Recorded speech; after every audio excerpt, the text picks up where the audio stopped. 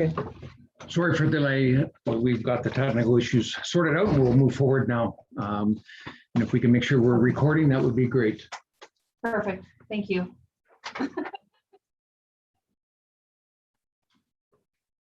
Thanks. Bye-bye. Record, please. Unless you want me to. Yeah, record. Press it, yeah, because I don't know if that's screen to your computer or cloud. Computer.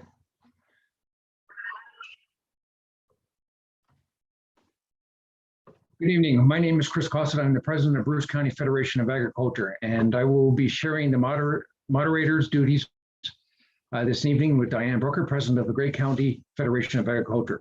I would like to welcome everyone to the all candidates meeting, including the Grey Bruce Owen Sound riding. The meeting is sponsored by both Bruce and Grey County Federation of Agriculture. This meeting is intended to allow the voters of Grey Bruce Owen Sound to hear the candidates' answer to the issues in Grey Bruce.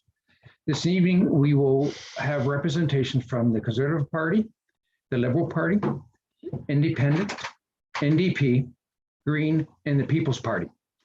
They will have the opportunity to introduce themselves in their opening comments, which will take place momentarily. The hosting federation have set the format as follows.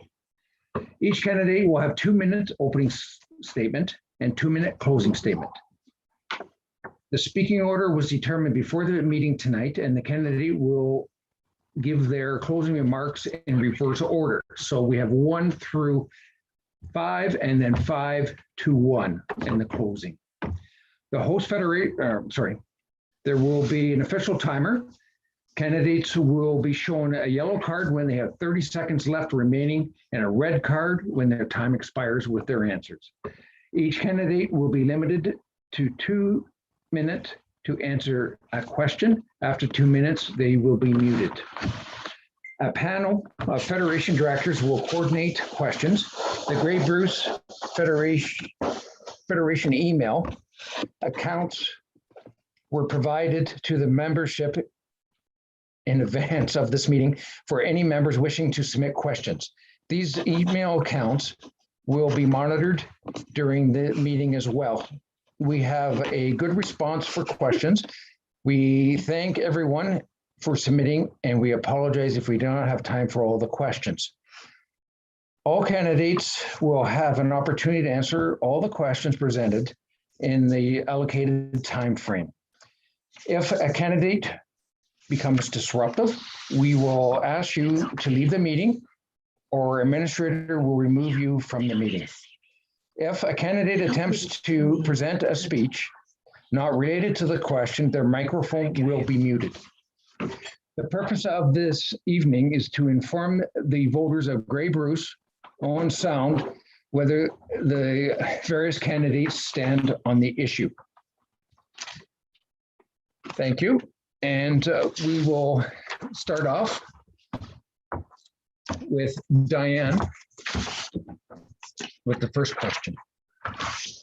And as we have the order already picked, so Christopher, you will start off our questions tonight, then Anne Marie, Rima, Michelle, Alex, and then Anne, and then we'll reverse it and come back up Anne, Alex, Michelle, and so on.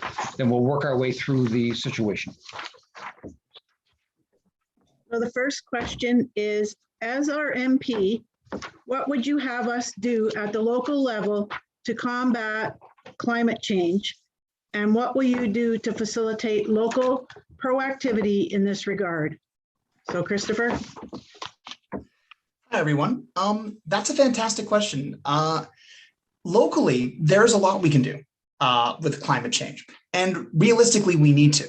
We know the intense impact climate change is having on farmers and how devastating it has been, even in the last couple of years in Bruce Grey, how much we've lost.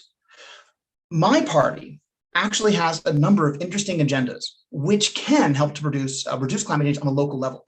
One of my favorites is to establish public transit between rural and urban communities. The reality is one of the biggest contributors personally on a local level to emission is the use of individual vehicles.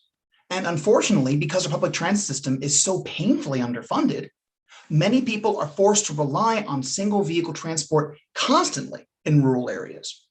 And what we seek to do is to provide an affordable and far more climate-friendly agenda in order to allow people to actually travel via public transit from the rural communities to city centers, which in and of itself locally will do a great deal. But beyond that, the NDP wants to create subsidies to work with local farmers to adopt greener energy programs. When we talk about our approach to farming, we call it whole government for a reason. We want to invest in every sense of our government in helping our farmers, including adopting greener methods of farming so that our carbon tax initiatives to prevent climate change won't unfairly affect farmers. And they'll have the tools necessary to reduce their own emissions while major corporations are forced to reduce their emissions. Climate change resolution is going to happen on the local and the federal level with our initiatives like public transit and supporting green initiatives for farmers, and by taxing major corporations that are doing unsustainable damage to our environment. We can do it on both levels. And if I go to Ottawa, I will.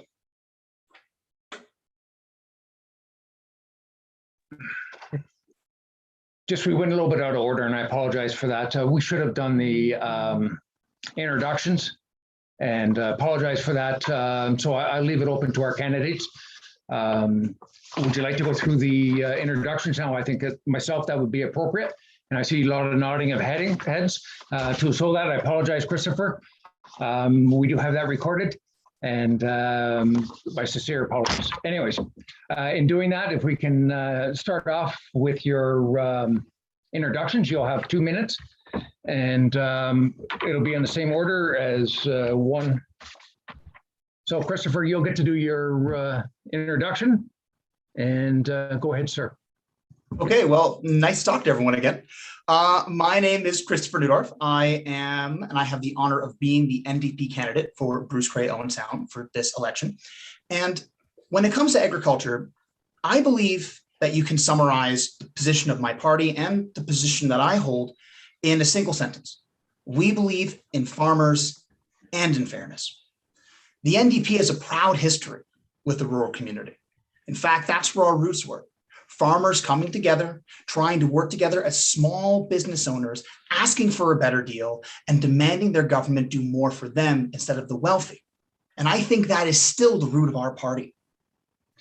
I believe in the NDP's platform to bring subsidies to new and small farms, to help new small farmers engage in successful farming practices and build their business. I strongly believe that we can do a whole government approach to help farmers adopt greener energy policies so that we can combat out of control carbon emissions without punishing small farmers. I'm also very proud to say that it was the NDP that fought against PBR, plant breeder rights. We believe that a farmer buys their seeds and those are their seeds. And the plants they plant, those crops are their crops. You can't own someone else's crops because you patent a seed. I think that's patently absurd. We believe in small farmers, not major corporations trying to control farming rights. And finally, we want to address the climate crisis. It's going to be a struggle to fix this crisis. There's no getting around it. All of us will have to make sacrifices. But we're seeing the reality of climate change right now on farmers, and our farmers are struggling. And the reality is the vast majority of that pollution is coming from wealthy, massive corporations. And we need to start pressuring them now and taxing them now and saving our climate for our farmers and for our communities before it's too late. Thank you.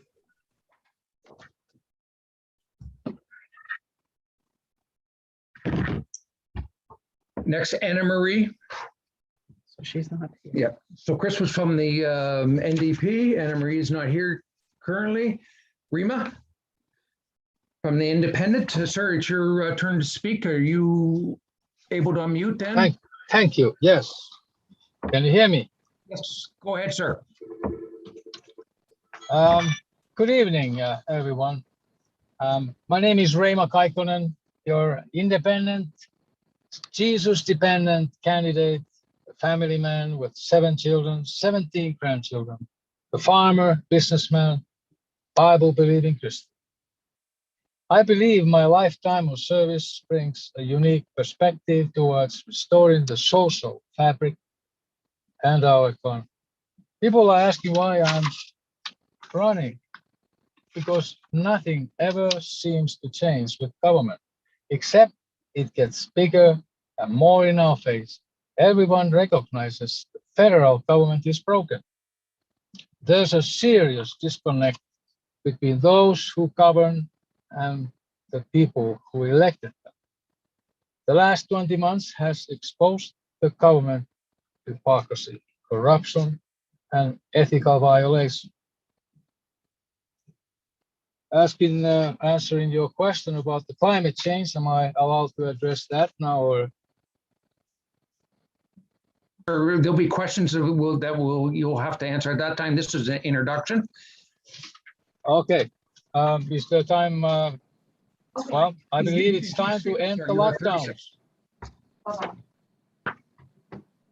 I believe it's time to end the lockdown, restore our charter of rights and freedoms for every citizen, and elect candidates who oppose government overreach. Rima, sorry to Yes. interrupt, but this is your introduction, sir. This is how you explain who you are.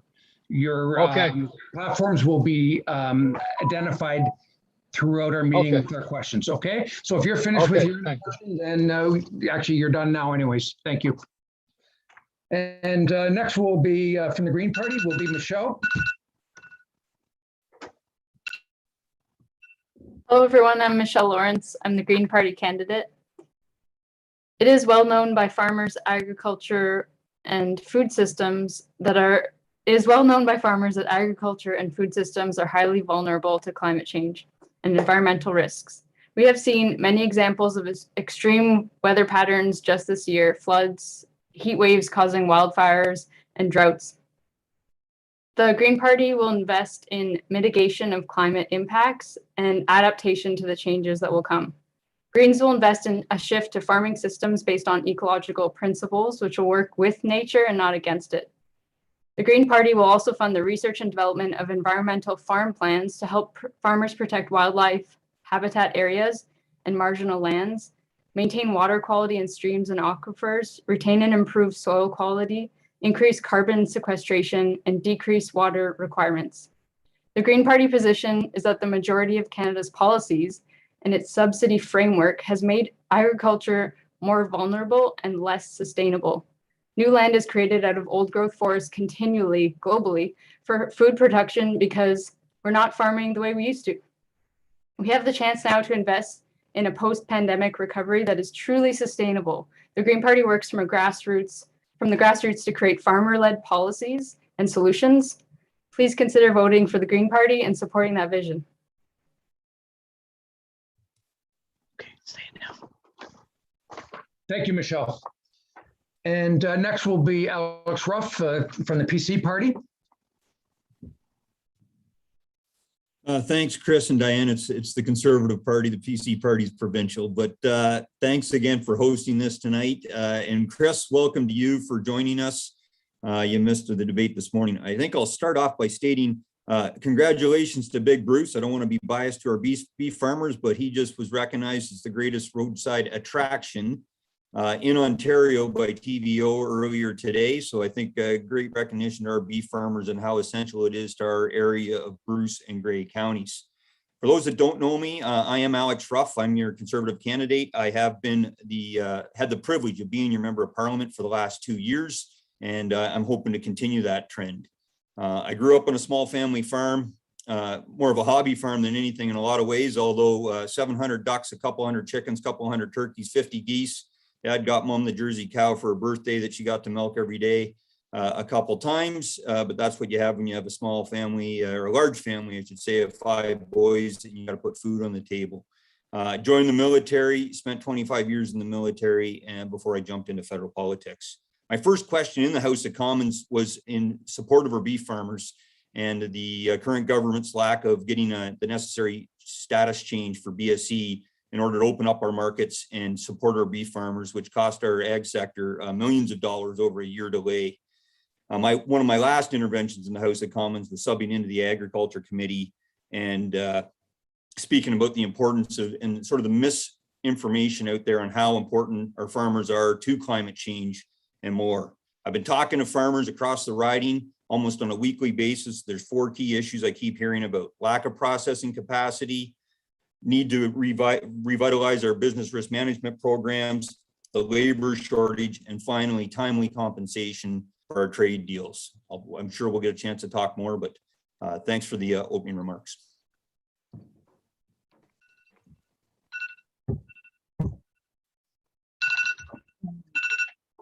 Thank you. Yep, Anne Marie will be next on the Liberal.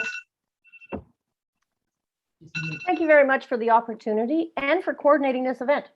And thank you too to all farmers who worked through COVID and kept us fed. So as you heard, I'm Anne Marie Watson, the Liberal candidate for Bruce Grey Owen Sound. I graduated from the University of Guelph in political science while farming and raising 2 children. I moved to West Grey in 1997, where I live and work on the family beef farm with my husband. For the past 20 years, I've been active in agriculture politics, including many years with the Grey County Federation of Agriculture as a director and president.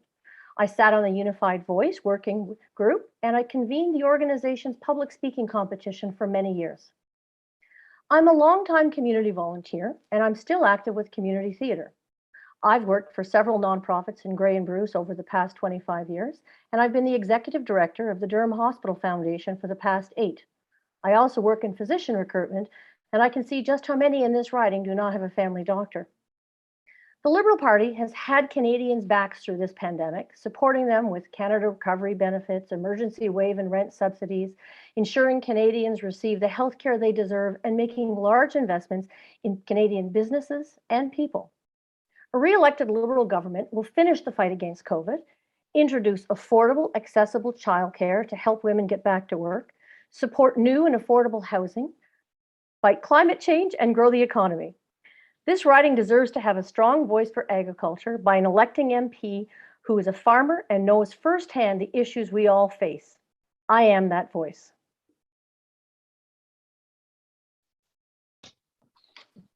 Thank you, Anne Marie. And we're going to move into our questions next. So we thought we've had a quick discussion here, and we thought, to be fair to Chris, if you can just give us on the first question, we'll repeat that again. It also is in the chat. The questions will be put into the chat so you can review them and come up with the response to that. And Chris, if you can just give us a Reader's Digest, Coles Notes versions of your discussion to just remind people where we stand on that. And I'll have Diane read the question now, and then we'll move forward from that. Is that satisfactory with you, Christopher? Yep. Thank you. So as our MP, what would you have us do at the local level to combat climate change? And what will you do to facilitate local proactivity in this regard? So I will try to keep these remarks brief since I've already had the chance to answer this question. And as I was asked for the Coles Notes, but essentially what it boils down to is I want to give farmers the tools they need to help reduce climate change. Not just farmers, but let me talk on farmers first. But we want to give people the tools they need. And part of that is having transit that goes beyond inner city. We do not invest in enough public transit. And in rural communities like ours, that effectively forces us to use individual cars to travel, which is expensive. And it's also extremely harmful to the environment. And if we begin to invest more in public transit, we can seriously reduce those emissions locally. What we can also do is to invest in green energy production. And when I mean this, I mean both in terms of farming, to adopt more green systems of farming, which will reduce the impact of the carbon tax on farmers, but also to create green energy production. We've begun to do this in Bruce Grey. I think we can go so much further. Bringing in windmills, bringing in hydroelectric, bringing in solar power creates job opportunities and allows us at a local level to start fighting climate change. The truth is, individuals can't fight climate change alone. It's too big, it's too massive. We need to give communities the tools to come together and fight it. And that's what we're trying to do. Thank you, Christopher. And Rima, yours next with the question.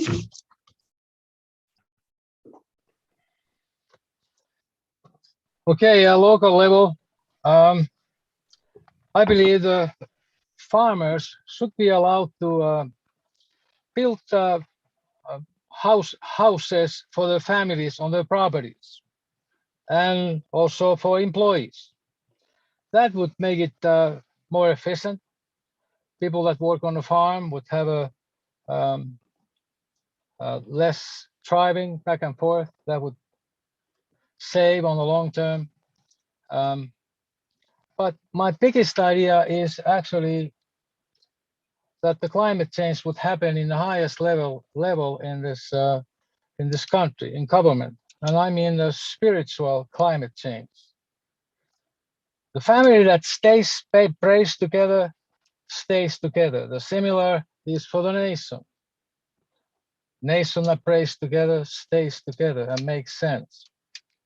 I'm for less government and not interfering in the farming business, but I believe the processing capacity, like my colleague candidate suggested, Mr. Ruff, about processing capacity has to be there. So towards that end, I would be taking a look at the regulations that are preventing small abattoirs or establishing business. We have hardly anything left anymore, and that is really causing congestion in the farming business.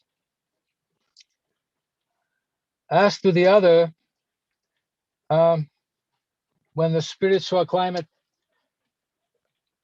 change takes place, my time is up, I guess. Yes, it is up, sir. Thank you. Okay. So Michelle, I think a couple of the things that we talk about the most about agriculture is mitigation and adaptation.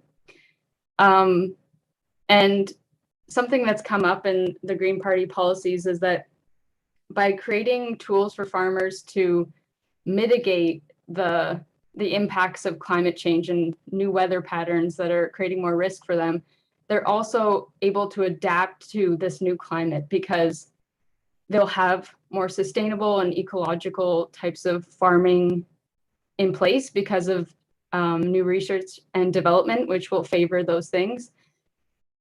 So we have these different factors of soil degradation, pollution, biodiversity loss, and disease, and those make the system more vulnerable. That's why it's necessary to create incentives to promote sustainable and ecological practices. Over the last 5 decades, agriculture has shifted from family-owned mixed farms to industrial production systems, crop monocultures, intensive livestock operations, which are supported by inputs of chemical fertilizers, pesticides, pharmaceuticals, and genetically engineered seeds. The Green Party will support a shift from industrial farming to regenerative farming systems. Shifting to mostly local ecological systems for both crops and livestock will reduce climate changing pollution and need for inputs. And this can all be done by changing the subsidy structure that our government is using to shape agriculture. And the Green Party believes that it's really biased towards these industrial systems, and it's not really helping us adapt to the risks that we're going to face. Thank you. thank you. And Alex, would you answer the question, please? Yeah, absolutely. So first off, I think it's important to recognize that our farmers are known historically as being some of the best environmental stewards and conservationists anywhere. But our farmers need to be partners in combating climate change. And this can be done locally and nationally at a number of ways. But one of the key elements is through carbon sequestration and recognizing the contributions our farmers already do, as well as supporting best practices like crop rotation, no-till, et cetera, for those aspects of the ag sector that utilize or can utilize them. But getting to the carbon sequestration side of the house is we can locally and nationally, we can capture methane from organic sources to reduce the carbon emissions and obviously even provide potentially a renewable source of energy even here at the local level. And a key aspect for any of the revenue that's driven by this, it needs to be from this carbon, needs to go right back to the individuals, in this case, the farmer. Our plan in particular that we're proposing will invest an additional $3 billion between now and 2030 in natural climate solutions focused on the management of forests, crops, and grazing lands, and the restoration of grasslands and wetlands and forests. And there's no reason why we can't start this right here in Bruce Grey Owen Sound. But as I mentioned, the key thing too is that our farmers got to get the recognition. And that was one of the last things, in that interaction that I had with the Ag Committee in the House of Commons was specifically around that, doing a better job of educating all Canadians locally and around the country about just how important and all the great work that our farmers do. A final thought would be too is making sure we're getting that feedback collaboratively from our farmers at all times on how they can do it, because ultimately they're the experts, they can provide those solutions. And then one key aspect as well is getting their feedback on our business risk management program so that they are responsive to climate change and to climate challenges. Thanks. Thank you, Alex. And Anne-Marie, could you answer the question now, please? Yes, thank you very much for the question. So, as you all know, climate change is real. It's on our doorstep and it's right across the country. From wildfires in the west to drought in the prairies to heat waves across the country, we're already feeling the impacts. Well, climate change is the greatest long-term threat of our time. It's also our greatest opportunity to create a cleaner, greener future and good jobs that are going to go into the future. As a farmer, a warming and unpredictable climate poses a significant threat. We ask ourselves, what crops will grow in the changing climate? Do we have to change our cropping practices? How can we grow enough feed for our livestock? The changing climate is a serious threat to Canada, to the world's food security, and to farmers, and solving it will require bold action. So the Liberal government understands the seriousness of climate change. That's why they implemented a carbon pollution pricing system across Canada and are committed to ensuring 100% of vehicles sold in Canada being zero emission by 2035. I'm a strong advocate for achieving net zero by 2050. Our final goal is that no more carbon will be produced than what the natural world can use and absorb. I promise to work to ensure that the necessary supports are in place for farmers during that transition. Farmers shouldn't have to bear the burden of a carbon tax when they produce so many green credits. In the Liberal plan, farmers will receive financial supports as they adopt new green practices to reduce emissions, and they'll be rewarded for carbon sequestering as they do now. We will not leave our farmers behind as Canada transitions to net zero. We will clean up, we will create cleaner communities and cleaner air. We will provide clean water and air for our communities. We will fund up to $55,000 per net zero emission vehicles, and we will collaborate with our farmers to further their commitments and contributions towards creating this climate change prevention. Thank you. So now we'll go on to question number 2, and Chris will read that one for you.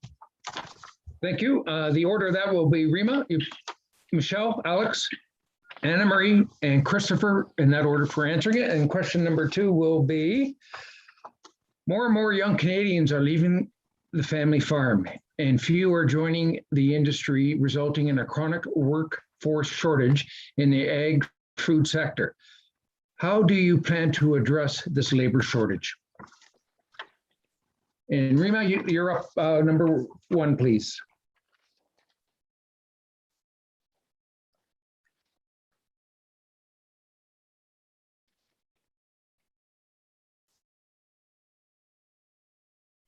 Rima, you may have to unmute yourself. Rima, are you still there, sir?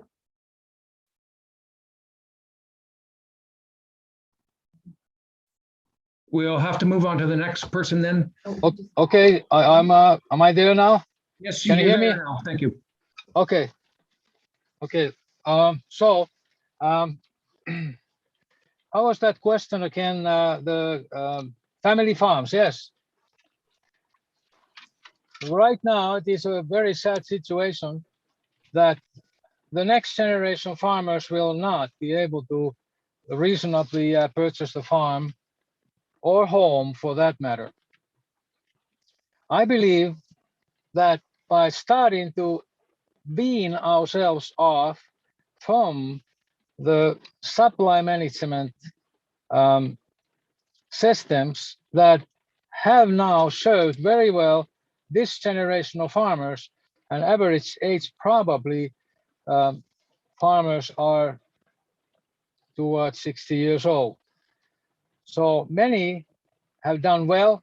In fact, I would dare to say that the farmers are the wealthiest group in this country.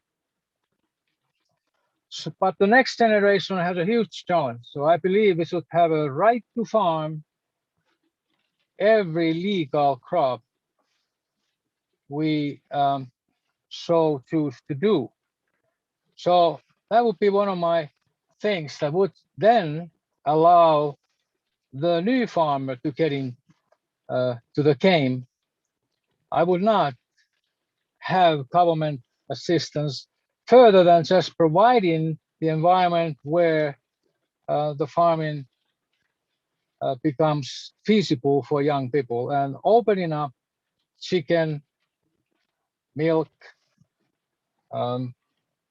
eggs would go long ways to give opportunities to new farmers and next generation farmers that we need so very badly. Thank you.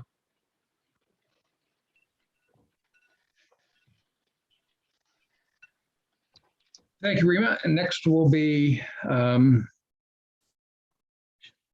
Michelle from the Green Party.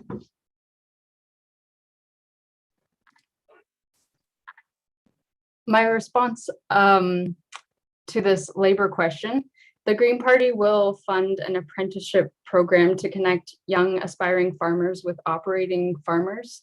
This will maintain and increase the workforce knowledge and skilled labor. I do understand that temporary workers are necessary in our current farming system because that work is so underpaid. So the Green Party will support temporary workers and migrant workers by increasing the rights for migrants. And that will draw more people to these jobs, be them Canadian or temporary workers. And these improvements would be improvements in wages, scheduling, safety protections, housing, and better labor protections. I became an apprentice on a farm in Durham, Ontario in 2016. And I moved up from the city just to learn about farming and change my education. And I was experiencing comparable risks to a temporary worker in Canada. Some of those risks being you're away from your family, don't have cell phone service. I didn't have my own transportation, but I did have it pretty good considering that I'm a citizen of Canada. And when I got sick at the end of the season, I could go to the hospital and have my healthcare provided for.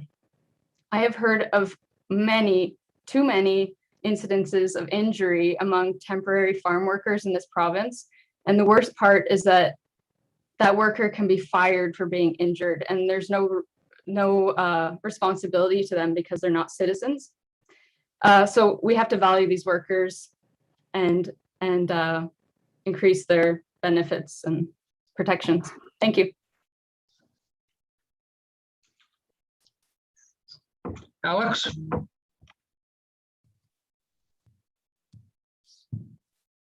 Yeah, sorry there. Yeah, so we absolutely need to address this problem. This is a problem I'm hearing across all sectors, in particular, actually, our orchards spread throughout the riding because they depend critically on temporary foreign workers and our seasonal ags. But we need to better support our farmers and our food processors and make sure they have access to these workers. Our agriculture and agri-food sector is an economic powerhouse with a global reputation for safe, high-quality products.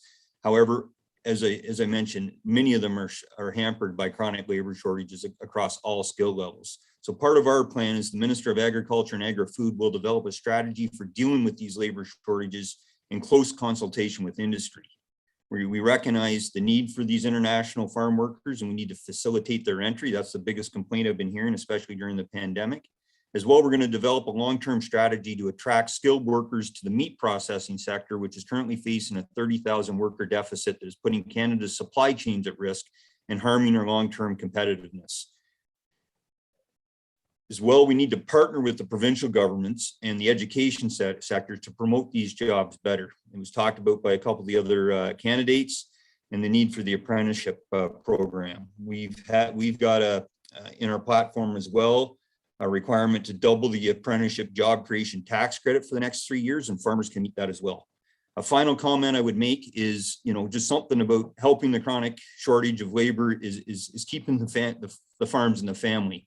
I was very pleased to see Bill C-208 by my Conservative colleague, Larry McGuire, pass through the House, despite the Liberal government, for the most part, well, the Liberal government voted against it. There was a couple of Liberal MPs that stood up for their farmers, and I was glad to see that. But that bill got through, which is going to allow those smaller family farms to stay in the family, and which is an important deal. Thanks. Thank you, Alex. Anne Marie, your response, please. Yes, thank you. So how are we going to keep them on the farm? Well, that's been an issue for a very long time. Today, for every one job in agriculture that's filled, there's 3 left unfilled. In fact, there's a gap of about 60,000 jobs to workers. It's important to remember that agriculture is a very diverse industry. There's many jobs available, not just on the land. Farmers use supports with sales, service, repair, crop analysis, advisors, just to name a few.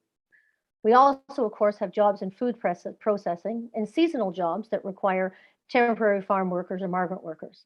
So the challenges, as I see them, increasing land and startup costs are a challenge to young people getting into farming. Retiring farmers don't hand the farm down anymore. They need to sell it to get enough to retire on. Young farmers need to start planning their own retirement from the start. They can't carry a large mortgage to pay for their parents' retirement. The risk of farming is too high and the returns too low in many of the young people's perception. There's low wages. This is not a problem that the government can fix all by itself. We're all going to have to take part in it. The education system is helping to introduce students to farming, but I love the idea of apprenticeship programs, and the Trudeau or the Liberal government will absolutely work with that. Higher agricultural education should focus a little bit more on the reality of farming and not encourage young people to grow too large too quickly and incur large debt. Maybe outgoing farmers could help finance the next generation through low interest loans, mentoring, and equipment sharing. I'd like to promote the idea of rent to own farms. The provincial and federal governments can work together on creating alternative funding and other resources and programs to help them get started. I'd like to encourage groups such as junior and young farmers to play a leading role. And I also think we should encourage immigration to attract employees to farm life in Canada. I also see that we need to continue to support our temporary workers program and our migrant workers as well. Thank you. Christopher, sir, your response, please.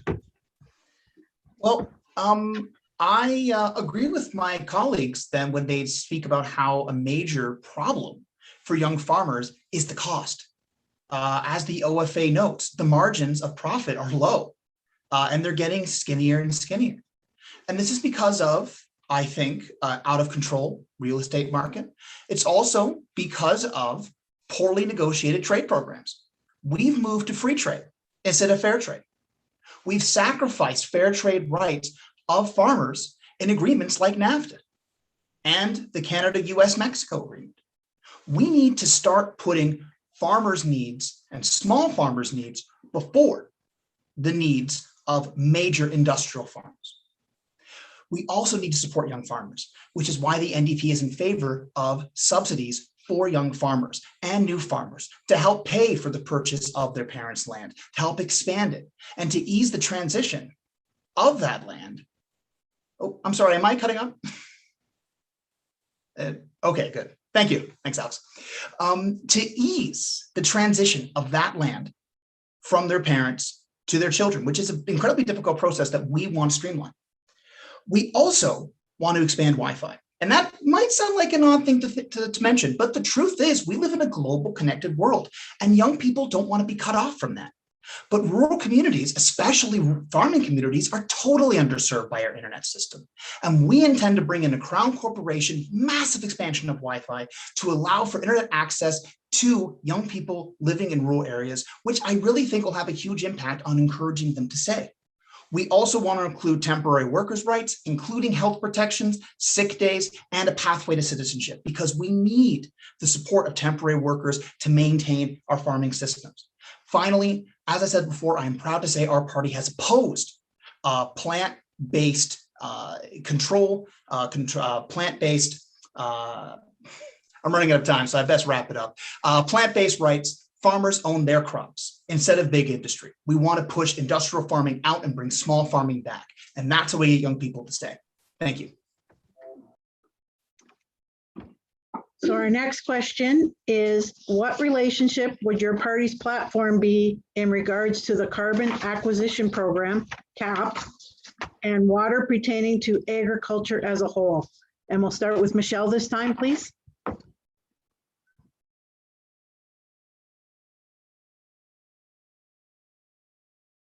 Put yourself, please. You're on mute.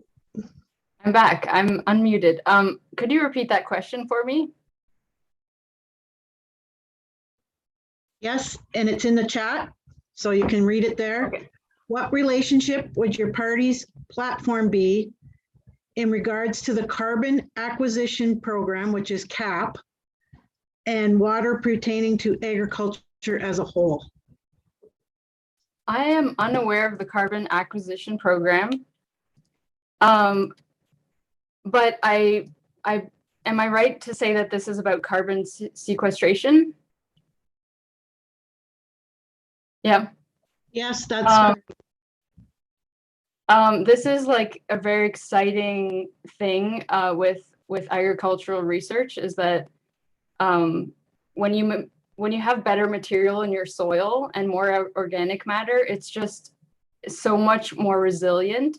The soil is everything when you grow crops, and when you have more organic matter, you can have more water. So you're retaining water, and you don't need to water as much given dry periods. And you can also have microorganisms that just feed the health of the soil, so you don't need as many inputs. And like, the Green Party is excited about all of that and supports farmer-led research so that these things can be funded and supported by our policies. Thanks. Thank you. And we'll go on to Alex.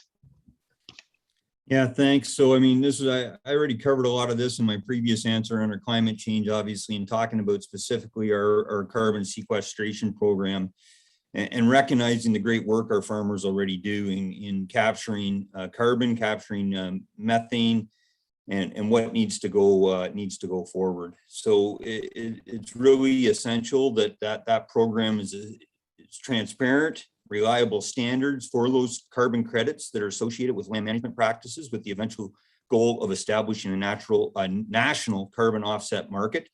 This market will link together existing compliance programs associated with federal and provincial regulations. And so we really just need to get that credit out there to our farmers and recognize what they're doing. As well, I know something we've been pushing, and I've been talking to my colleague Ben Lobb, about how we can tie this to enhancing the already existing environmental farm plan and making sure that money's coming back right into the farmers and not into the government bureaucracy. I mentioned earlier as well that we're going to invest through our party an additional $3 billion between now and 2030 into natural climate solutions that will be focused on this management of forests, crops, and grazing lands, and the restoration of grasslands, wetlands, and forests. These solutions will have multiple benefits that not only will help sequester carbon, but can also provide protection for communities and additional benefits for wildlife. And so we'll increase the ability for our farmers and our forestry sectors to deal with this. And this will obviously reduce emissions at a lower cost while protecting Canadian jobs. Thanks. Thank you. And Anne-Marie, please. Yes, thank you for the question. I'm going to try to answer it in two slightly different parts then. So carbon acquisition program. So we know we have to reduce carbon emissions to fight climate change. Canadian farmers are being charged carbon tax for using fossil fuels on their farm, but we're not receiving credits for sequestering significant amounts of carbon with their cropping, tree planting, and conservation practices. So farmers are being penalized for being stewards of the land, air, and water, and for feeding Canadians rather than being rewarded. So the Liberals have a few strategies to make this right. First, we're going to increase support to farmers to develop and adopt agricultural management practices to reduce emissions, store carbon, and enhance resiliency. All of the practices that the OFA members are already doing. The plan will help fight climate change, create jobs, and help farmers. In addition to me lobbying the government with the Liberal Party to provide funding for farmers for sequestering the carbon, we're also going to develop an investment tax credit of up to 30% for a range of clean technologies also available to agriculture.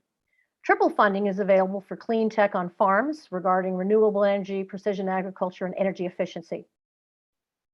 It's been proven that carbon taxation works to discourage businesses and people with their carbon cost. But I will also fight for farmers to receive carbon credits or even cash for their positive contributions. Farmers should be able to earn back more than enough to break even or show a positive balance.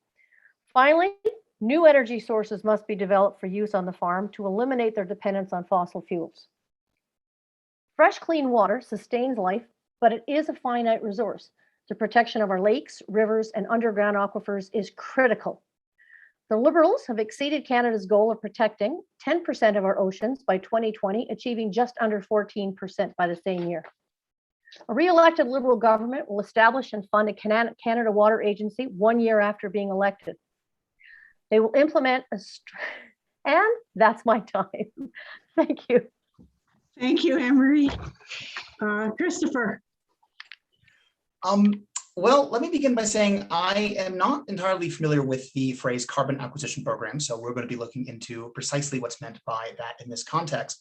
I can say that with respect to emissions, I am in agreement with my colleagues that these need to be reduced. However, the NDP, I think, has a more ambitious and I think practically ambitious plan. We believe that the emissions need to be reduced by 50% by 2030 to even come close to the Paris Accord. And if we don't do this, the impact on agriculture is going to be extreme, even worse than it has been now. So a simple acquisition program, we need to go beyond that. Speaking further, I agree that there needs to be compensation for farmers who are managing to meet or exceed their emissions goals. But more importantly, we need to give farmers the tools to do this.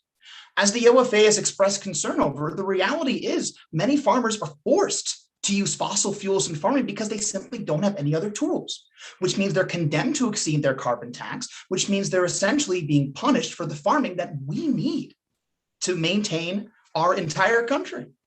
And we shouldn't be punishing farmers for doing what they need to do.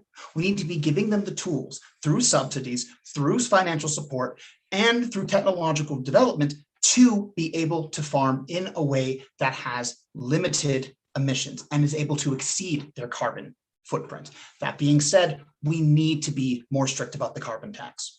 Right now, the Liberals have a 90 or 80% tax, depending upon which industry, 90 or 80% of their previous emissions. We have to go further. We have to have 70. We cannot go any higher than 70 with certain exceptions for certain industries, because realistically, we are going to fall short of our goals. And the time is ticking for agriculture, for our future, for our water, for all of it. So we need radical action now to save this climate.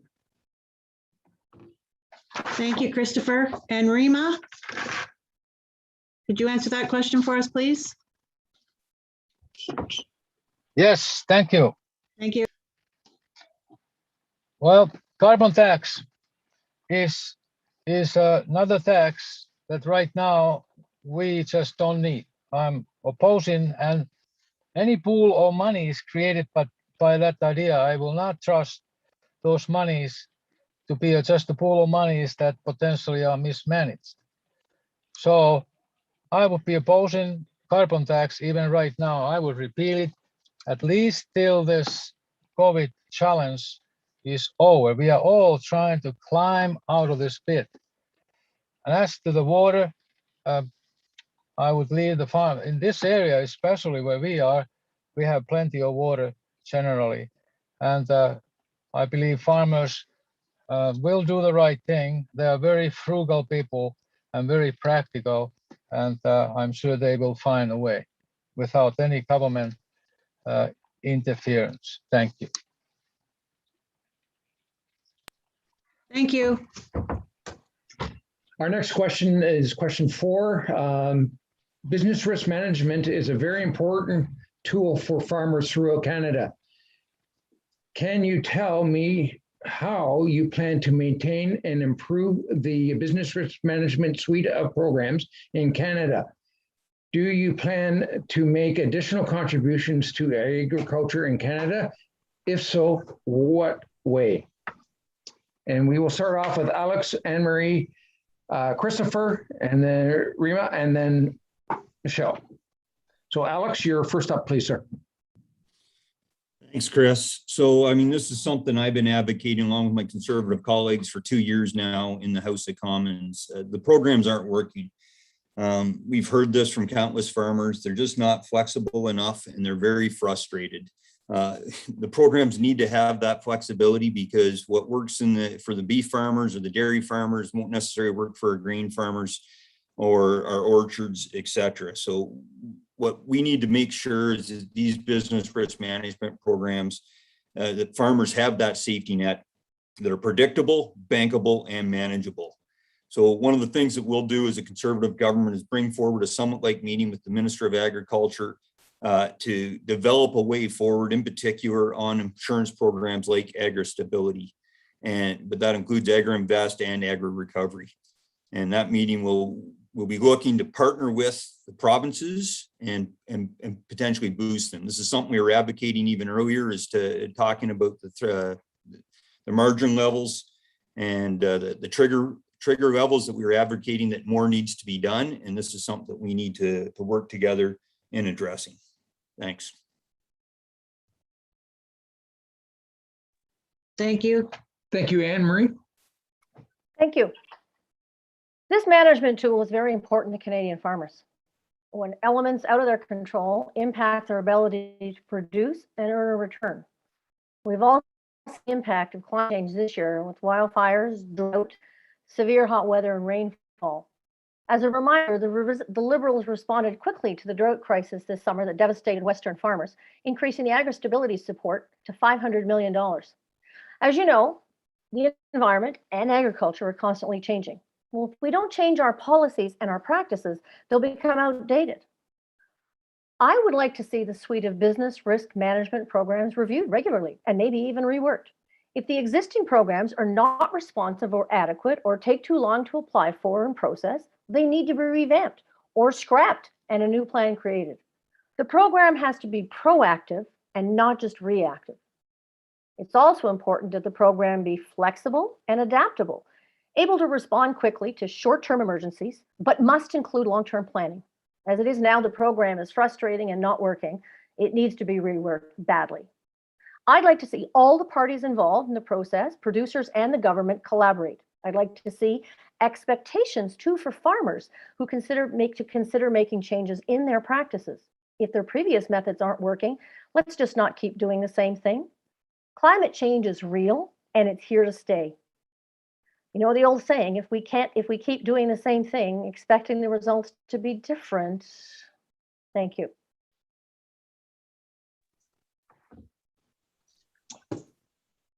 Thank you, Anne-Marie. Christopher, your turn, sir. Thank you. I'm happy to say that my party and myself supports programs like business risk management for the same reason we support supply management. And it really comes down to the roots of our party. I hate to be so sentimental, but we really were a farmers' party to begin with. We always have been. Our party is about coming together, and that includes supporting each other in bad times. I applaud the Conservatives on joining us with the interest of supporting farmers, just as we did in our calls for supply management after NAFTA, the same reason we oppose NAFTA. And likewise, I agree that we need to increase and ease the flexibility of business risk management support, especially in the face of climate change. The last couple of seasons in Bruce Gray, they've been rough. Due to climate change and due to an irresponsible approach to climate change, we have had totally unruly seasons causing early springs and poor crops and devastating farmers. And now more than ever, we need a business risk management insurance system that is flexible and effective and is supporting farmers in these exceptionally difficult times. We also need to support supply management for this reason. We also need to guarantee farmers when their crops are struggling or when their trade is struggling, that we will recompense some of the difference until we can ameliorate the unfortunate aspects of the free trade systems that we have adopted. But all of this, all of these things, these are not final solutions. These are Band-Aids. The real problem here is climate change. The real problem is we're not giving farmers the tools to participate in fighting against climate change as they want to. Farmers understand that the land and the water is their livelihood.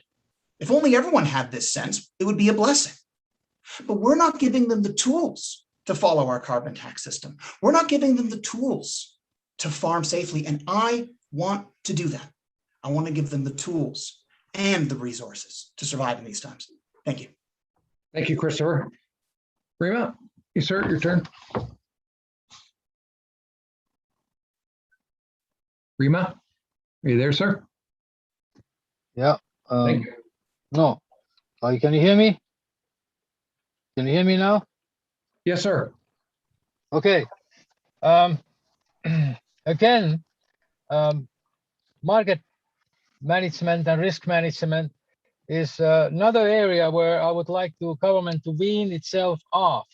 There's a market-based tools that farmers can use the futures markets to secure prices for their crops.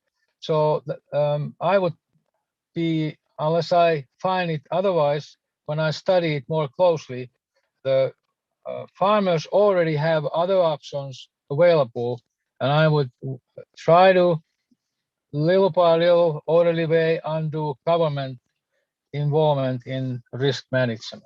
Thank you. Thank you, sir. And Michelle, please. I support reinvestment in the agricultural risk management. There have been increased business risks for Canadian producers, and the government's share of programs to manage increasing business risks have not kept up. Agri-stability was intended to protect farmers against severe revenue drops, but thousands of producers have left the program due to inadequate coverage. Some farmers are not qualifying for coverage even with really large price drops that are well below the cost of production. So what I will do is remove agri-stability coverage limits that are based on a farmer's allowable expenses from the previous year, restore agri-stability coverage to 85% of a producer's historical margin, make agri-stability payments to farmers faster and more predictable, and adjust the agri-stability reference in order to direct more support to the medium, small, family-operated farms.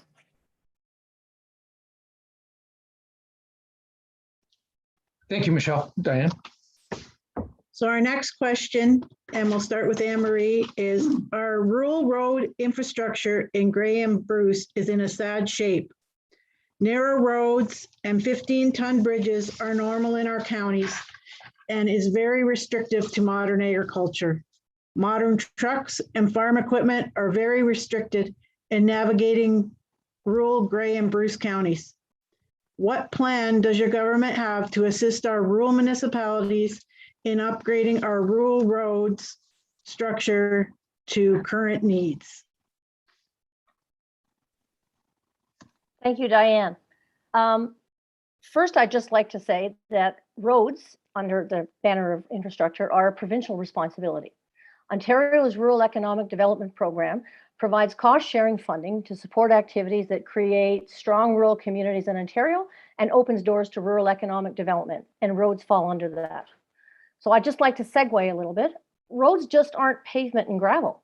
Liberals are committed to ensuring that rural and northern Canada has access to internet, another very important road.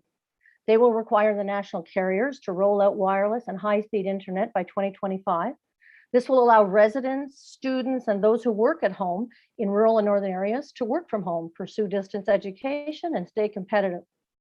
Since 2015, we've invested more than $8 billion to accelerate the delivery of high-speed and wireless internet in Canada. This year alone, over 400,000 more Canadians will have access to high-speed internet. The Liberals are building on their work since 2015 to build public transit in rural communities, attract newcomers to smaller communities, and help local economies grow. And they're more than happy to work with the provinces and the municipalities if the partnership so is deemed necessary. Thank you. And Christopher? Thank you. As my colleague has already said, it is technically a provincial creature, though as a NDP caucus member, if in Parliament, I would strongly support stronger provincial payouts, stronger federal payouts for provincial infrastructure, because I do believe that our infrastructure is failing. And I think it's because we've adopted principles that revolve around slashing services so we can slash cuts for the wealthiest people, which reflects what my party wants to make the wealthiest Canadians and corporations start paying their fair share. When we see our infrastructure crumbling, whether on the federal, provincial, or municipal levels, it's reflective of a failure to ask and demand the wealthiest of us to pay their fair share, to demand that corporations who have profited during this pandemic to pay their fair share. That's what's reflective of, and we have to start demanding that the wealthy pay their way. Now, my colleague Anne-Marie Watson mentioned internet, and I applaud the Liberals for finally taking some action on the question of Wi-Fi accessibility. However, the NDP proposes to, within 4 years, bring high-speed internet to all Canadians, and more importantly, affordably. The reality is Canadians pay more money for the internet than almost any other country in the world, and frankly, for some of the worst service. And this is because we have allowed two major corporations to monopolize telecoms. And I applaud the Liberals on their stance to bring the internet to everyone. I say let's go a step further. Let's make it a crown corporation, let's make it affordable, and let's force those telecom companies to give us prices that are reasonable. Thank you. Thank you, Christopher. And Rima?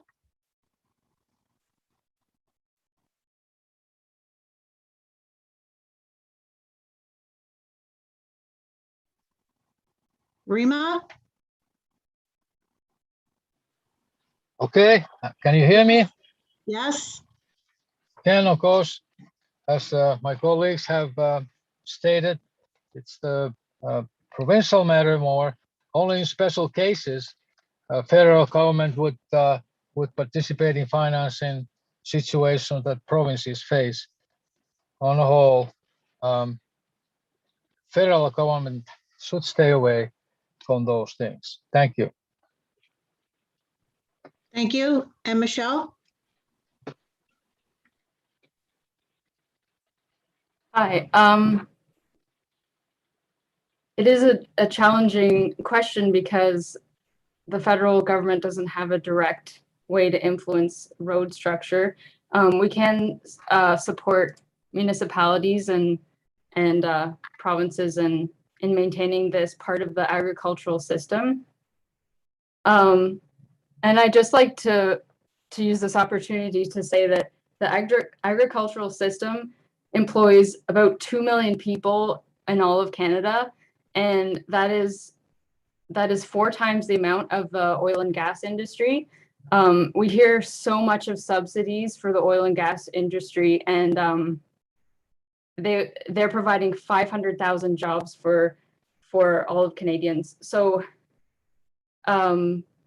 there's time for an investment in agriculture, local agriculture, allowing us to have a strong agricultural system that can feed Canadians and not relying so much on imports, and keeping that money within our country. So that comes back to making sure that we can get trucks and tractors down the road and have these rural roads repaired. Thank you. Thank you. And Alex? Yeah, thanks. So, I mean, it's of vital importance that we recognize the importance of a strong agricultural industry in maintaining our supply chains and ensuring the food security. And this is critical to our roads and our infrastructure that we need. And so we have a plan that will support our farmers and our farm families to ensure that they have access to the markets and the infrastructures and tools in place. And that starts out by rural Canada needs a larger share of the federal infrastructure dollars, and this needs to be represented by a better government. Right now, under the current Liberal government, that all these funds are flowing to our major urban centers, and they're not being protected for rural Canada. So we'll set aside a portion of that infrastructure funds for project in rural areas. And another way we're going to do this, we're going to appoint a Minister of Rural Affairs to Cabinet. So we have a minister dedicated for nothing except for rural Canada and making sure that rural Canada is not being forgotten. As well, we need to provide better flexibility in management for the municipalities and First Nations. Under the current government structure, you can only get funding half the time as if it's green infrastructure. And we talked about the importance of climate change, et cetera, but the funding needed for some of these roads and stuff, all this extra bureaucracy is slowing down projects like roads that need to get built to support our food supply. I agree as well, the importance of digital infrastructure. This is something I've been advocating for, I think, 2 years now almost, or at least a year and a half, hard to get the government to move from their 2030 plan and advance it. We've got a plan to make sure rural Canada has that access to broadband by 2025. And as well, tying back to the other point about barriers and the red tape, we need to remove the barriers and red tape to ensure the money can flow from the federal government down to the municipalities through the provinces in an efficient and timely manner. And this all comes by reprioritizing the Investing in Canada plan towards infrastructure projects that are going to have a maximum benefit for our economic recovery and for our farmers. Thanks. Thank you, Alex. And now we'll move on to the next question. Chris will read that one. Be question 6. Will your party ensure that revenue collected from a carbon tax pricing initiative be used to assist agriculture in research and innovation, adaptation, and resilient building measures? So we will be starting at the top of the list. So Christopher, you'll be one off, then Rima, Michelle, Alex, and Anne-Marie. Thank you for that wonderful question. And the wonderfully short answer is yes. Absolutely. And not only that, we're going farther. We want to stop unnecessary subsidies to oil and gas in order to invest them in research and innovation on green energy and green production, which includes agriculture. We want to use this research through subsidies to help young farmers and veteran farmers alike to adopt greener policies so we can maintain a carbon tax that focuses on the major polluters without hurting the small farmers who are right now being forced unfairly into a system that is hurting them because of their reliance on fossil fuels without having any other tools. It's not enough to simply tax those who are harming us with their carbon emissions. We have to go a step further and invest that in a green energy future. And that's all about our program. Going to zero emissions for electrical production by 2040, reducing our emissions by 50%, not 30, by 2030. You do this by taking that money and investing it in research, in development, in giving the people the tools they need at a rural level, at an urban level, at a local level, at a provincial level, and at a federal level to reduce their carbon footprint so we can target the people doing the most damage, the major corporations. So the short answer, absolutely. Thanks so much. Rima, your answer to that question, sir?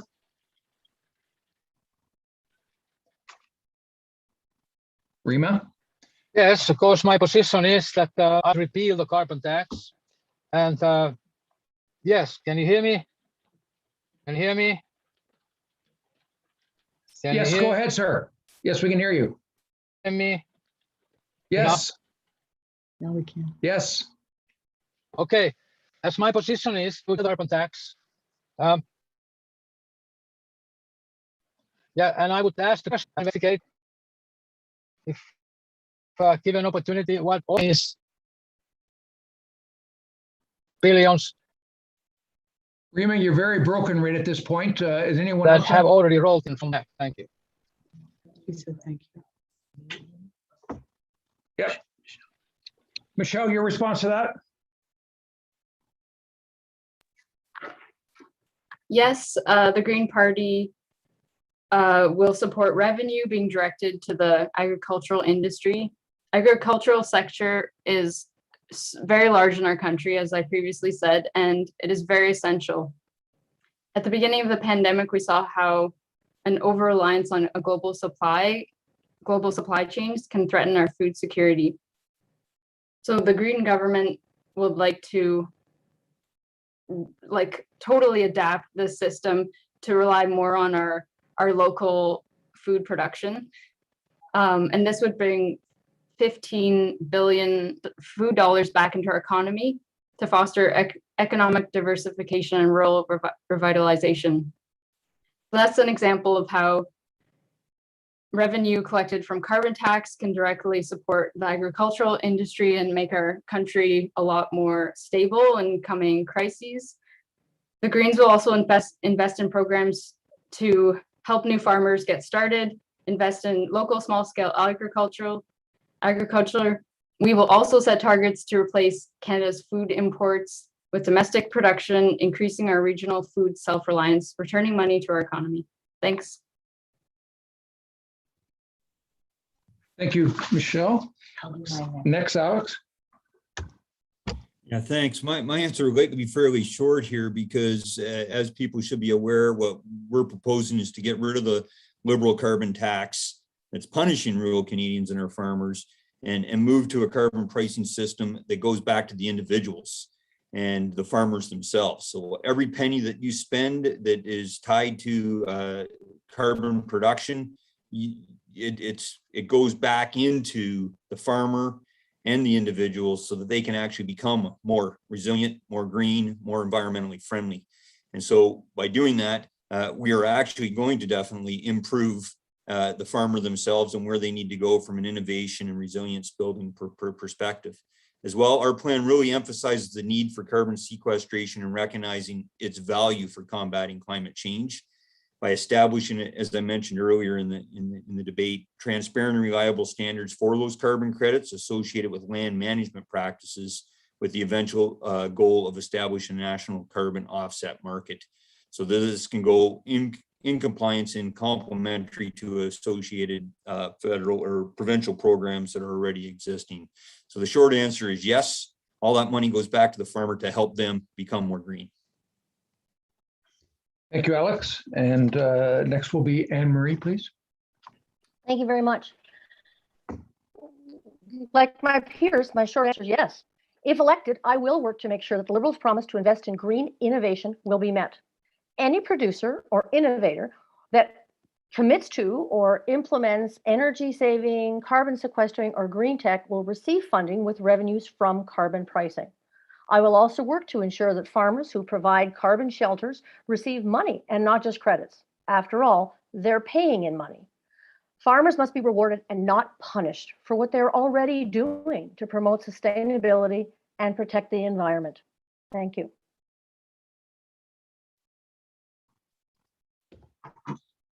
Thank you. And we'll move on to, we have heard a lot of promises of new spending, but our debt and deficit are huge. What do you and your party propose to do to get our debt and deficit under control? And Rima, we'll start with you.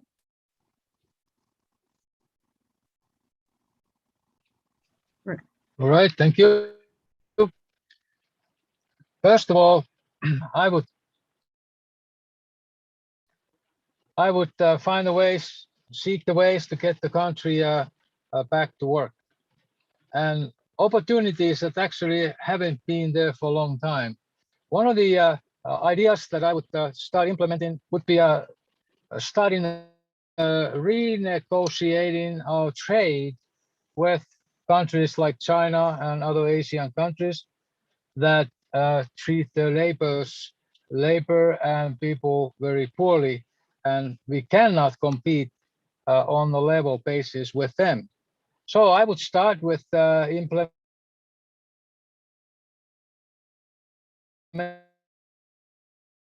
the tariffs to produce lacking badly in our economy and slowing it down. When you try to buy a new car right now, I hear car manufacturers have thousands of cars waiting for just one little chip that comes from Asia. So that would go a long ways to engage Canadian business in a new business, processing our resources closer to home. And that actually is also environmentally very kinder idea than transporting our resources to China and beyond and bringing finished products back. Thank you. Thank you. And we'll move on to Michelle, please. A very big component of balancing the budget for the Green Party is implementing a tax on the wealthiest in our society. Wealth has been consolidated by the richest. Over the pandemic, their wealth globally grew by 54%, which is $1 trillion for 2,300 people. The Green Party also supports taxing multinational corporations such as Amazon, Airbnb, and others that do not currently pay their fair share of taxes.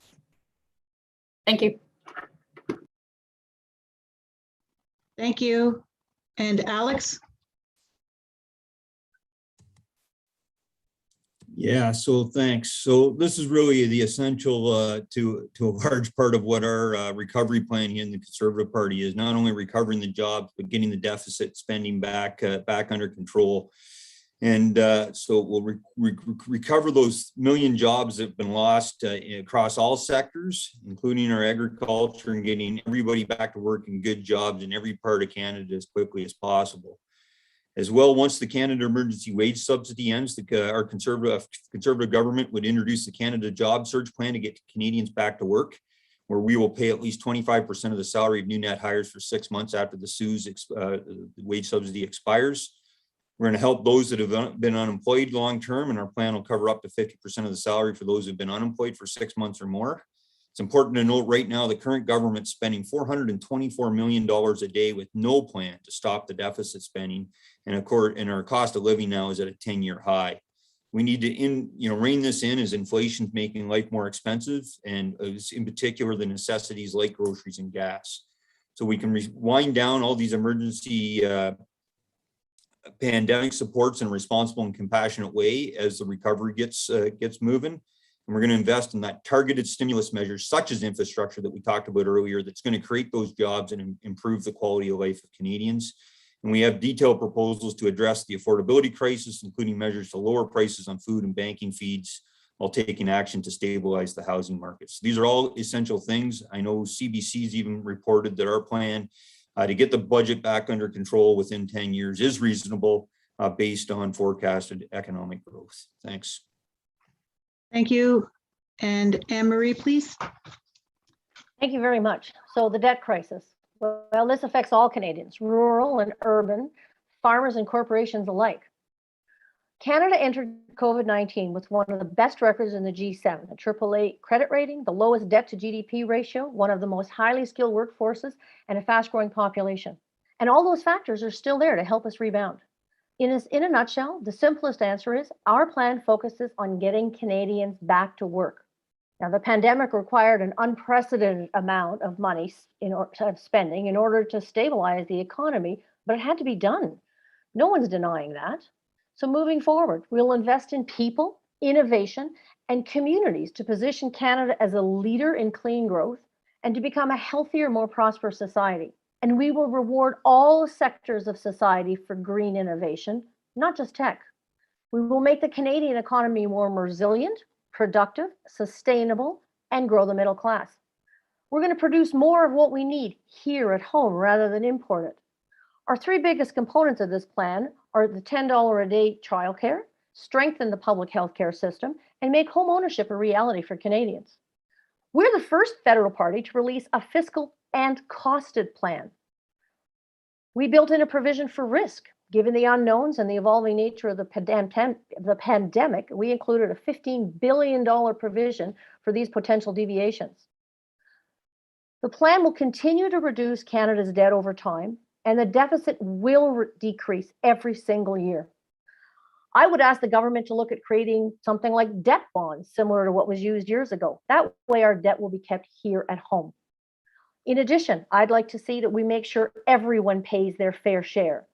To finish the fight against COVID-19 and build this fairer and more prosperous Canada for everyone, we will ask all those who have done well during this time to pay a little bit more. And that includes banks and insurance companies who've been showing record profits. Thank you. Thank you, Anne-Marie. And Christopher? When it comes to balancing the budget and debt and deficit, a common misconception is that we need to slash more, but we don't. We've slashed too much, and you've seen it. You see it in the roads, you see it in our schools, you see it in our hospitals. We've slashed and slashed and slashed, and the deficit has only gotten bigger. And that's because the reality is governments do not cut spending to get out of debt. They spend their way out of it. They invest in people. For every $1 that a government spends on social programs, on investments in infrastructure, we get $3 back in revenue. And that is how we start to fix this. The other reality is closing the tax loopholes and a wealth tax. The reality is 82% of Canadians supported a wealth tax, a supermajority. And yet, unfortunately, the Liberals and the Conservatives joined hands in opposing the motion. Canadians want the top income earners who, as my colleague in the Green Party mentioned, have made incredible profits, 54%. They want them to pay their fair share. And we will see it done. And by doing so, we can easily begin to close this deficit. But we can go farther than that. Canceling student debt at $20,000, canceling interest on student loans allows young people to commit to the economy. One of my colleagues mentioned that our debt ratio is low. With all due respect, not for my generation. We are one of the highest indebted generations in history, and it's killing us. We need to cancel debt interest rates for student loans. We need to cancel up to $20,000 to let students participate. And as for the childcare program, I applaud the Liberals for supporting it. This election and the last election and the election before that. But they have never done it. And the NDP has pleaded with them to do so. And we will still support them in doing so. But I ask you, would you prefer to support a party that promises and has failed to deliver? Or a party that promises and will deliver? How are we going to pay for it? We're going to make the wealthy pay their fair share. We're going to give working student Canadians a chance. We're going to create 300,000 jobs for green energy. That's how we're going to pay for it. We spend to get out of debt. Thank you, Christopher. So we'll go on to our next question. Our next question, it'll be, the last one will be the next one Diane will ask, and this is the second last. So then we'll move into the closing remarks. So just a bit of a warning on that. My last question for you will be from 1996 to 2016, Ontario lost 1.5 million acres of farmland, and our province continues to lose an average of 5 farms per week. What will your party do to stop the loss of farmland in Canada before it significantly impacts our local food supply chain? And Michelle, your first responder, please. It is my belief that we're losing farmland because of the way that we're treating the soil. And as much as farmers value the environment, they know their soil, they care about their process that is ecological. We're losing forest to agriculture every year. Canada lost 12,000 hectares of forest to agriculture between 2010 and 2017 every year. And this is because of the way that we prioritize farming practices at a policy level. The Green Party is concerned with mitigating and adapting the agricultural system to cope with the risks that they face, and also with reducing the emissions that the agricultural system produces. So I mentioned emissions because that's kind of tied to the way that we treat the soil. We lose carbon when we don't treat the soil well. And that is evidence of the fact that it's becoming less arable land. The changes in land use, primarily the conversion of native habitats into agricultural systems, is also the most significant cause of global biodiversity loss. The Green Party position, again, is that the majority of Canada's policies and its subsidy framework has made agriculture more vulnerable and less sustainable. New land is created continually for food production because we're not farming the way that we used to. Thank you, Michelle. Alex? Thanks. So our farmland's of incredible importance. So, our Canadian farmers feed our cities, but they also supply great food throughout the world. And with the global population growing, although we can have a separate discussion on that, in getting richer, i.e. globally, the need for a trusted food source is only going to get larger, and Canada can be leading this. However, as you say, we're losing that farmland, and a lot of this is due to urban sprawl. So one of the things we got to tackle on is the development and how our cities are being developed and where our populations are growing, so it's not impacting on our food sources and our food supply. So one of the proposals we put forward is releasing 15% of the federal government's 37,000 buildings for redevelopment, because many of these are along transit lines in core urban areas, and allow them to build up, not out. As well, we're going to ban foreign investors that are not going to live in, or move into Canada, providing up homes here for a 2-year period, which will then review it. But ultimately, we just need to focus overall on smart, sustainable development that can fix not only our affordability crisis in Canada, but ensuring that we have enough food land to power our agricultural sector. Thanks. Anne-Marie? Yes, thank you. So urban sprawl has been a threat to agriculture for many, many years. The provincial and the municipal governments are not protecting farmland as they should, and it's their responsibility. Housing and industrial development across the country are eating up millions of acres at an alarming rate.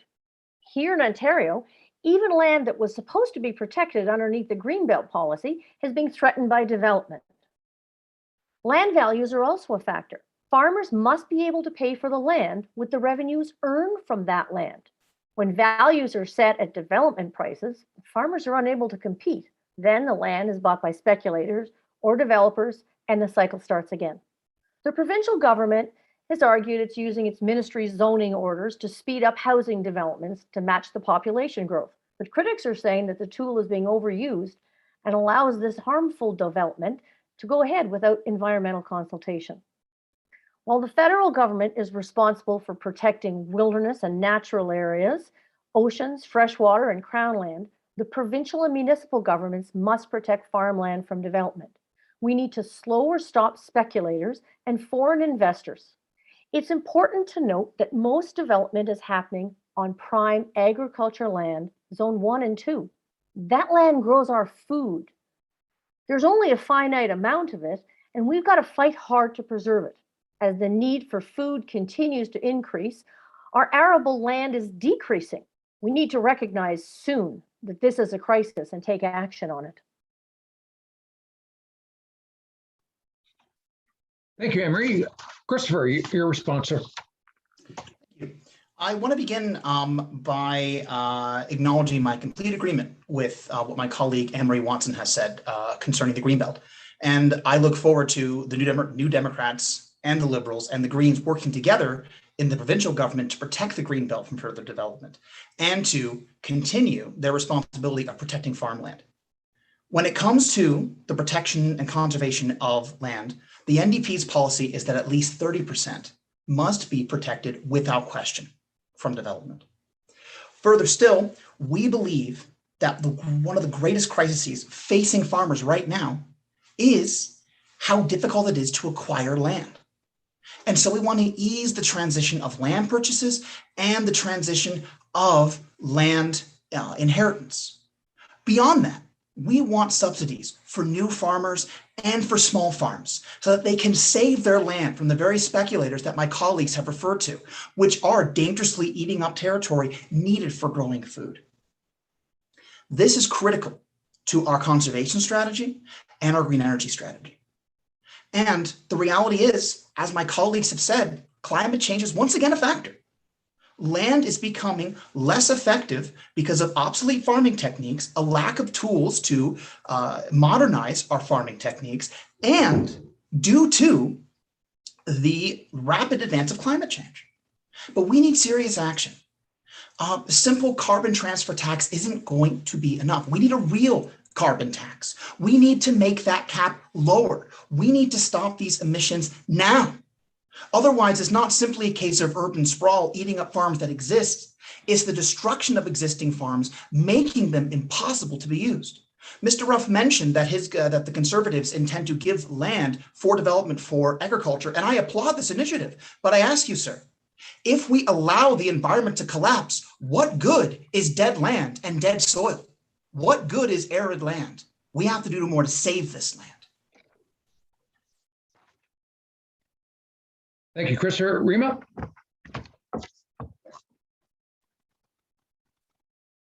Sir, are you there, Rima?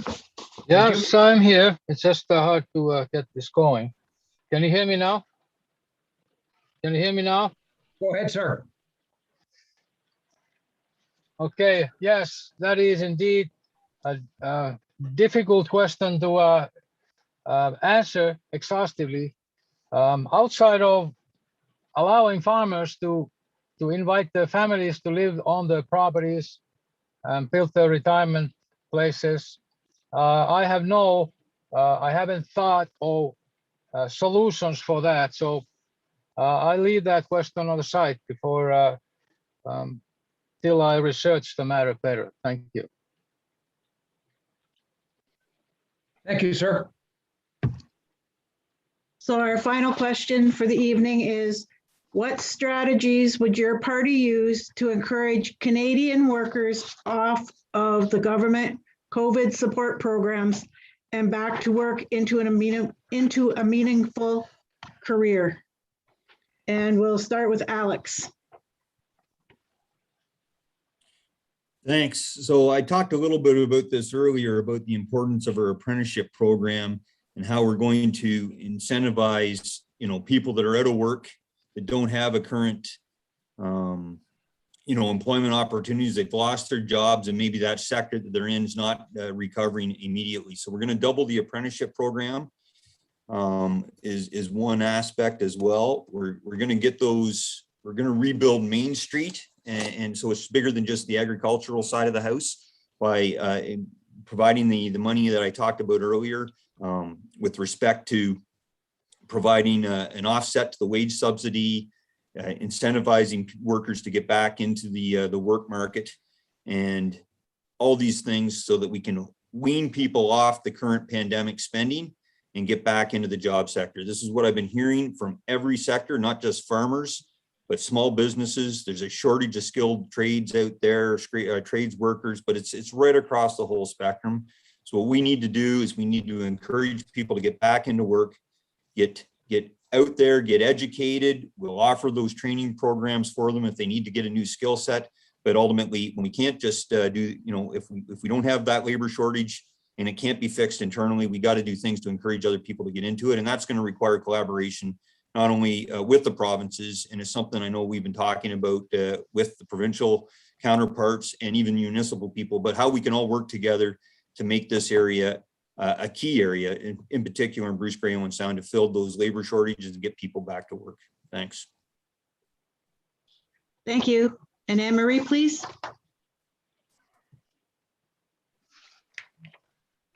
Thank you very much for the question. So the plan to move workers from CERB and back. As you know, when the pandemic hit, we had to throw out the rule book in order to act quickly and help people. Well, the government showed its adaptability and its ability to respond. Canada now has the highest rate of vaccinations in the G7 and the respect of the world. But We need to finish the fight against COVID to create safe workplaces for staff and customers. We will support small businesses in their struggle to reopen. We will increase access to affordable childcare, allowing parents, usually mothers, to go back to work. Liberals will create 250,000 new childcare spaces and hire 40,000 more ECEs. We will also need to create childcare that works for rural and farming families, keeping our kids out of the fields. We have a costed and effective plan to grow our economy, create 1 million jobs, and move forward. In a nutshell, we're going to get Canada back to work. We'll help businesses recover, create jobs, and hire workers they need. We'll improve Canada's employment insurance system to support contract workers and the self-employed. We'll boost Canadians' innovation and research, ensure everyone pays their fair share, especially those who benefited and not suffered financially during COVID. We'll build a more vibrant and diverse workforce, encourage immigration, and create new opportunities. That's how we're going to get people back to work. Thank you. And Christopher? So when it comes to this question of getting off CERB, I think there's a bitter pill that needs to be swallowed. And that is the fact that jobs right now for many people aren't good. The reality is many people have actually had better financial security on CERB than in their full-time work. And that is damning. That demonstrates that we've let our workforce down. CERB is effectively the minimum amount of money required to be able to live in this country. And yet for full-time workers, that was an improvement. The biggest problem we're having in bringing workers back is because we're asking them to go back to jobs that are underfunded, underpaid, and that they are overqualified for. And that needs to stop. And that's why we want to increase the federal minimum wage from $15 to $20 and set an example for the provinces to finally modernize our minimum wage to a reasonable amount. That's why we want to create hundreds of thousands of high-paying jobs in the green energy sector to give our high-skill students, to give our scientific students, to give our engineering students opportunities to use their skills to make the world a better place and to do better for themselves. We want to bring manufacturing back to Canada through our iCanada program, which will ease municipal and provincial programs to return to manufacturing and will subsidize manufacturing for products we need. We can't find ourselves caught again like last time with COVID, when we couldn't manufacture PPE, we couldn't manufacture vaccines. A more self-reliant industrial economy makes us stronger and gives us better opportunities. The problem with getting people off CERB is the opportunities aren't good enough. And we can bring those opportunities back and make a better world. And that includes childcare support. That includes green energy. That includes giving people something worth working for and showing workers the respect they deserve. Thank you. Thank you, Christopher. And Rima?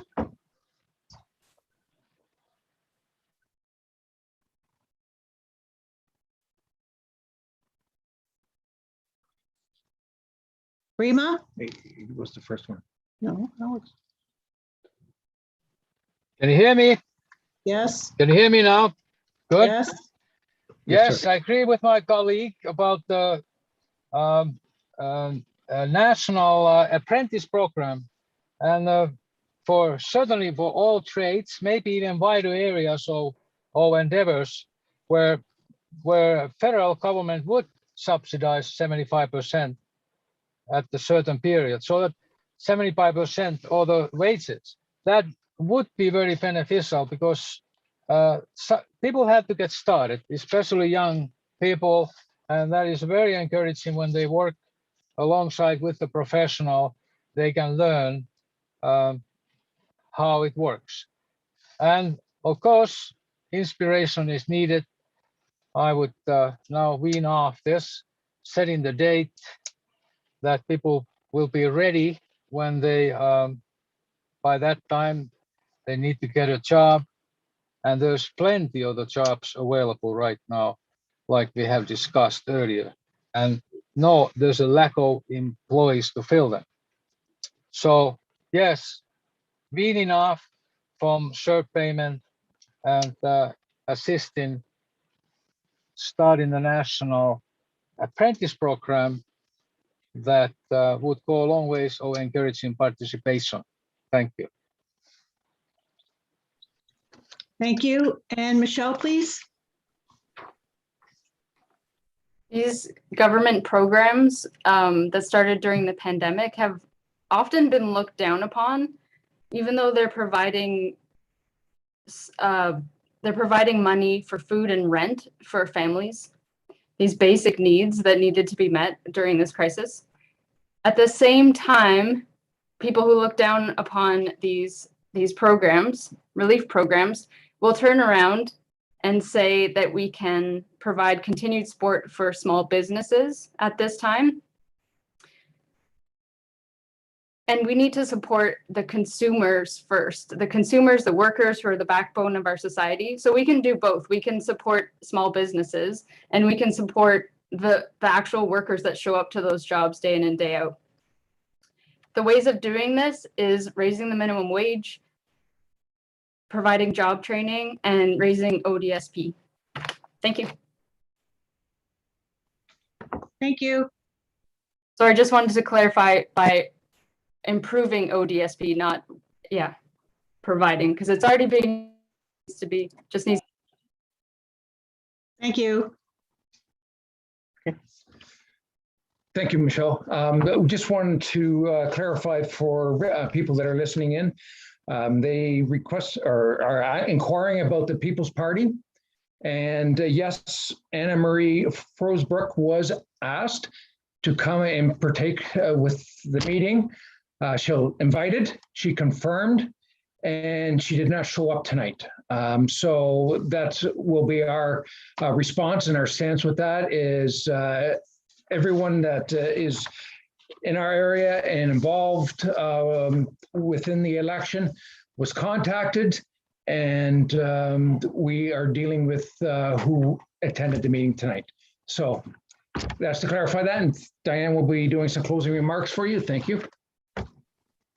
So if you could start with closing remarks, and we'll start with Anne Marie and we'll go up backwards. So Anne Marie, Alex, Michelle, Rima, and Christopher. Go ahead, Anne Marie. Thank you very much, Diane. And I'd like to thank our organizations for the opportunity this evening. When we moved to Grey County in 1997, this community welcomed us. Our children went to school here, we went to church and volunteered for different organizations. I worked in the nonprofit sector, seeing volunteers and charities help with some very urgent and basic needs. And I worked for and in agriculture every day of those 25 years. The past 18 months have been incredibly challenging and have polarized this country. While the world responded to the pandemic, family members, friends, and neighbors took opposing stances on masks, testing, vaccinations, and shutdowns. People turned on each other at a time when we needed to stand together. We saw parts of our healthcare system fail and parts of it rise to the challenge. The pandemic took a significant toll on healthcare workers, and we need to recognize and support them. We need to hire more doctors, nurses, nurse practitioners, PSWs, and pay them better. It's also been a challenge for government, responding quickly, protecting Canada's health, reducing risk, sourcing PPEs and vaccinations, and all while protecting individual rights. The Liberal Party has had people's backs throughout the pandemic and will have them in the future. A re-elected Liberal government will finish the fight against COVID, help people get back to work, fight climate change, and grow the economy. And agriculture must not be left out of this future. Farmers must be compensated fairly for their work in carbon sequestering and be allowed to earn credits, if not real money, for their planting, cropping, and land use. I am committed to ensuring quality healthcare for Bruce Grey Owen Sound, standing up for agriculture, fighting climate change, and getting the country back to work. I know the agricultural industry, and I want to be your voice in Ottawa. Thank you. Thank you, Anne Marie. And Alex? Well, first off, I'd just like to say thanks once again to Chris and Diane for hosting tonight and all the members of the respective federations of agriculture. Most importantly, I want to give my thanks to the farmers and everybody listening here. This pandemic's been hard on everybody. Some people have been out of work, but our farmers have been there for every single Canadian every day throughout this pandemic, making sure food's still on the table. And I think that's one of the, if there can be any positive that will come out of this pandemic, it's a recognition of just how critical our agri-food industry is and our supply chains are here in Canada, and that we need to be reliant upon ourselves first and foremost before,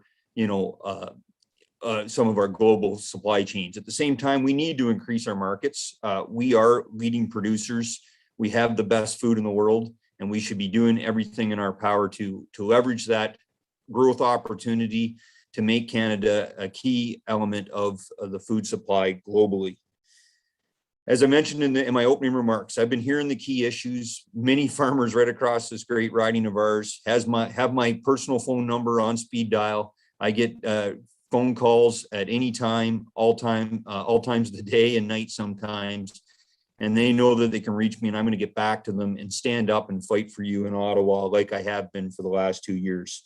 We're going to fix the processing capacity challenge. We're going to redo the business risk management programs. We're going to find solutions to our labor shortage. And unlike the current government, we are going to get compensation out for those trade deals and make sure it comes out in a timely and effective manner. So once again, thank you to all the candidates tonight. It's great. I think it's great to see that all the candidates here tonight care about our farmers and care about our ag sector. And I think that's important. Thanks. Thank you, Alex. And Michelle?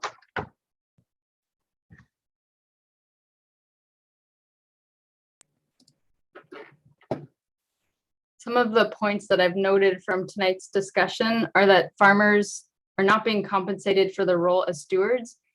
And at this point, land is becoming more of a priority for development and more profitable as housing. Canada stewards 20% of the Earth's wild forest, 24% of its wetlands, and almost 1/3 of its stored land carbon. I would like to see farmers having the ability to be stewards of this land because they're not pushed to such small margins. I would also like to see farmers empowered through government research, development, and subsidy programs into continuing sustainable and ecological agriculture. Please vote for the Green Party to support this vision. Thanks for this opportunity. Thank you, Michelle. And Rima? Yes, thank you indeed for this opportunity. I believe it is time to end the lockdown, restore our Charter of Rights and Freedoms for every citizen, and elect Canadians, candidates who oppose government overreach, censorship, and dictator-like tactics upon the people. In other words, it's time to stop the slide by restoring the foundational Judeo-Christian principles this country has founded upon. My approach is fivefold. I'm pro-life, pro-freedom, pro-family, pro-liberty, and opportunity. In my day-to-day, my wife and I operate soup kitchen, offer pregnancy addictions, and bereavement support to those in the community, and run a drop-in center for youth at risk. I believe together we can make Canada prosperous again. Please stand with me in this important hour, restoring a government that is for the people, by the people, under the supremacy of God and rule of law. Thank you very much. Thank you, Rima. And Christopher, please. Thank you. This county, Bruce and Gray counties rather, they're not where I was born. They're a community that I adopted, and I like to think adopted me. And over the years I've lived here, I've had the immense pleasure of enjoying its natural beauty, gaining an appreciation for it, and meeting its rural and urban communities, and getting the chance to teach quite a lot of them, which has always been wonderful. And it's made me believe in community.